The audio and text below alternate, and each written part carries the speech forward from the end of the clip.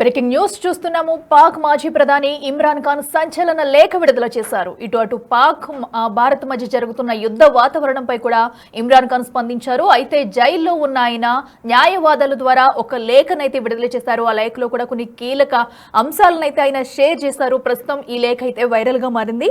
అయితే ఇటు పాక్ భారత్ మధ్య జరుగుతున్న యుద్ధంపై కూడా ఇమ్రాన్ ఖాన్ అయితే స్పందించారు.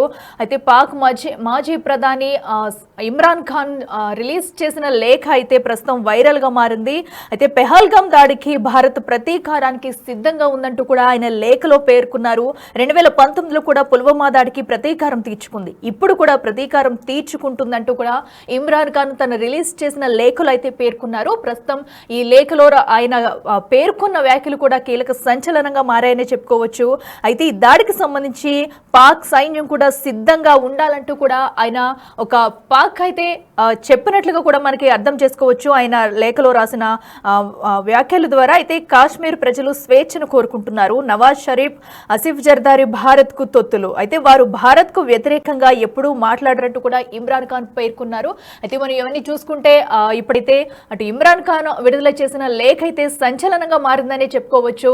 ఏదైతే మనం చూస్తున్నామో పెహల్గాం దాడి తర్వాత కూడా అటు పాక్ భారత్ మధ్య యుద్ధ వాతావరణం నెలకొందని చెప్పాలి. సరిహద్దుల్లో కూడా అటు పూర్తిగా కూడా యుద్ధ వాతావరణం నెలకొంది. దీనికి సంబంధించి అటు పాక్ ఇటు భారత్ కూడా యుద్ధానికి సిద్ధంగా ఉన్నామంటూ కూడా ఎప్పుడైనా సరే రెండు దేశాలు కూడా ప్రతిపాదనలు చేసుకుంటున్నాయి. ఈ నేపథ్యంలో కూడా ఇప్పుడు ఇమ్రాన్ ఖాన్ రిలీజ్ చేసిన లేఖ అయితే సంచలనంగా మారిందని చెప్పుకోవచ్చు. అయితే ఆయన ప్రస్తుతం జైల్లో ఉన్న ఆయన న్యాయవాదుల ద్వారా కూడా ఈ లేఖనైతే విడుదల చేశారు. ఇక ఇదే అంశానికి సంబంధించి మరింత సమాచారం అందించేందుకు మా ప్రతినిధి సయ్యద్ అందుబాటులో ఉన్నారు. సయ్యద్, చెప్పండి, మనం చూస్తున్నామో ఏదైతే ఇమ్రాన్ ఖాన్ లేఖ విడుదల చేశారో దాన్ని అసలు తను ఆ లేఖలో పేర్కొన్న వ్యాఖ్యల్ని ఎలా చూడాలంటారు? ఎందుకంటే అటు భారత్ సిద్ధంగా ఉంది యుద్ధానికి, దానికి సంబంధించి ఇటు పాక్ కూడా సిద్ధం కావాలంటూ కూడా ఆయన సూచన చేశారు పాకిస్తాన్కి అనుకోవచ్చా?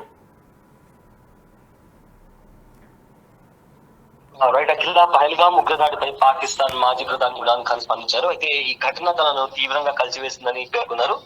అది ప్రాణ నష్టం జరగడం విషాదకరమని ఆయన తెలపడం జరిగింది. అయితే మృతుల కుటుంబాలకు, బాధితులకు ప్రగాఢ సానుభూతి తెలియజేస్తున్నట్లు కూడా లేఖలో రాసుకొచ్చారు. పాకిస్తాన్ జైల్లో ఉన్న ఇమ్రాన్ ఖాన్ ఈ మేరకు మంగళవారం ఎక్స్ ట్విట్టర్ లో ఒక లెటర్ ని పోస్ట్ చేయడం జరిగింది.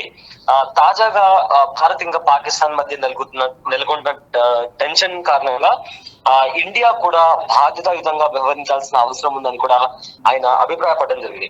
అయితే పుల్వామా దాడి జరిగినప్పుడు కూడా పాకిస్తాన్ పైన భారత్ నిందలు వేసిందని, ఇప్పుడు కూడా అదే మాదిరిగా మోడీ సర్కార్ నిందలు వేస్తుందని కూడా ఆ లెటర్ లో రాయడం జరిగింది.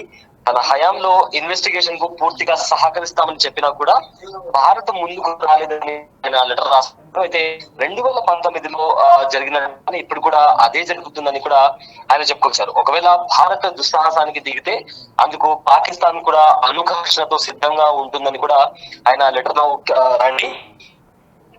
దేశాల మధ్య చెలగాటం ఆడకుండా బాధితయుతంగా భారత్ వ్యవహరించాలని కూడా ఆయన లెటర్ లో రాసుకొచ్చారు. అయితే శాంతి మా ప్రాధాన్యత అన్నారు. దాన్ని పిరికితనం అని తప్పుగా భావించకూడదు. ఇక మాజీ ప్రధాని నవాజ్ షరీఫ్, అదేవిధంగా పాకిస్తాన్ అధ్యక్షుడు ఆసిఫ్ జర్దారీలపై కూడా ఇమ్రాన్ ఖాన్ విమర్శలు గుప్పించారు. స్వార్థపరులైన వ్యక్తుల నుంచి మంచిని ఆశించడం అమాయకత్వం అని కూడా ఆయన ఎవరైతే ఇప్పుడు ప్రజెంట్ గవర్నమెంట్ అధికారంలో ఉందో వాళ్ళని ఉద్దేశిస్తూ ఆయన ఆ లేఖలో రాసుకొచ్చారు. అయితే వారి అక్రమ సంపదన కావచ్చు లేదా వ్యాపార ప్రయోజనాలు విదేశాల్లో ఉన్నందుకు వారు ఖచ్చితంగా భారతదేశానికి వ్యతిరేకంగా ఎప్పుడు కూడా మాట్లాడరు, ఎప్పుడు కూడా భారతదేశానికి సానుకూలంగానే మాట్లాడతారని కూడా వాళ్ళపైన తీవ్రమైన ఆరోపణలు చేశారు ఇమ్రాన్ ఖాన్. అయితే ఇదే నేపథ్యంలో ఇమ్రాన్ ఖాన్ ప్రజెంట్ రావల్పిండిలోని అడియాలా జైల్లో ఉన్నారు. 2003 నుంచి ఆయన వివిధ కేసుల్లో జైల్లో ఉన్నారు.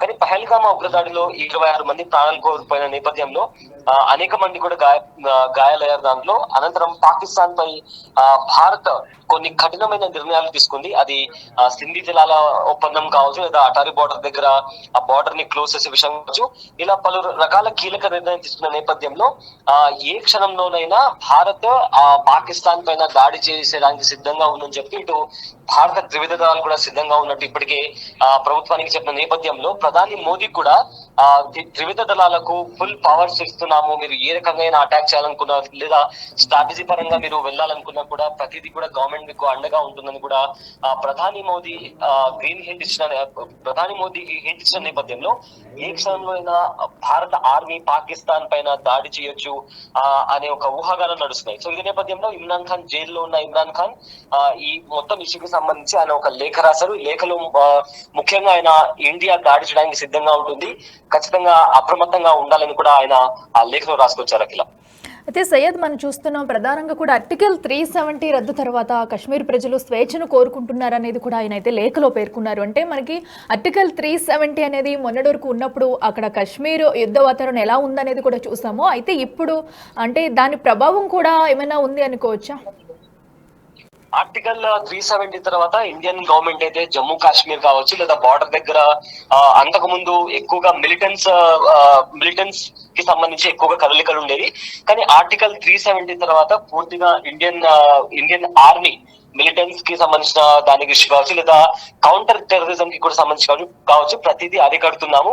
సో జమ్మూ కాశ్మీర్ పర్యాటకానికి చాలా సేఫ్ గా ఉంటుంది. ఖచ్చితంగా ప్రజలు జమ్మూ కాశ్మీర్ కి వచ్చి ఇక్కడ ఉన్న ప్రాంతాలను చూసి టూరిజం ని డెవలప్ చేయాలని కూడా చాలా సార్లు గవర్నమెంట్ చెప్పింది.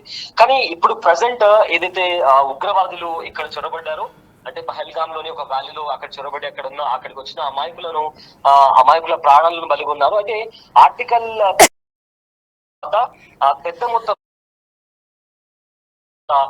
హైలీ సెక్యూర్డ్ ఏరియాస్ లో కూడా, అంటే హై మౌంటైన్ పీక్ రేంజెస్ లో కూడా వాళ్ళు గస్తీ కాస్తున్న పరిస్థితి మనం చాలా చూసాము. కానీ ఇంత సెక్యూరిటీ ఉన్నప్పటికీ కూడా లోపలికి రావడం అనేది నిజంగా ఇది సెక్యూరిటీ ఫెయిల్యూర్ లేకుంటే ఆల్రెడీ అక్కడ ఉన్న లోకల్స్ ఎవరైనా హెల్ప్ చేశారా?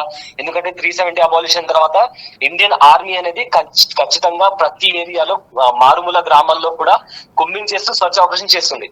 సో ఆర్టికల్ 370 అబాలిషన్ అనేది ఒక మంచి స్టెప్ అయినప్పటికీ ఇలాంటి దాడి జరగడం అనేది నిజంగా కాస్త షాక్ కి కూడా గురైంది government.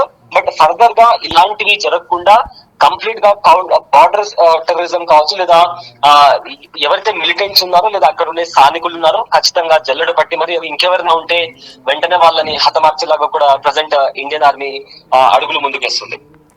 Right Syed, thank you. So ఏదైతే అటు భారత్ పాక్ మధ్య యుద్ధ వాతావరణం నెలకొందనే చెప్పాలి. దీనికి సంబంధించి కూడా ఇప్పుడు పాక్ మాజీ ప్రధాని ఇమ్రాన్ ఖాన్ ఒక లేఖనైతే విడుదల చేశారు. ప్రస్తుతం ఇది సంచలనంగా మారిందనే చెప్పొచ్చు. జైల్లో ఉన్న ఆయన తన న్యాయవాదుల ద్వారా కూడా ఈ లేఖనైతే విడుదల చేశారు.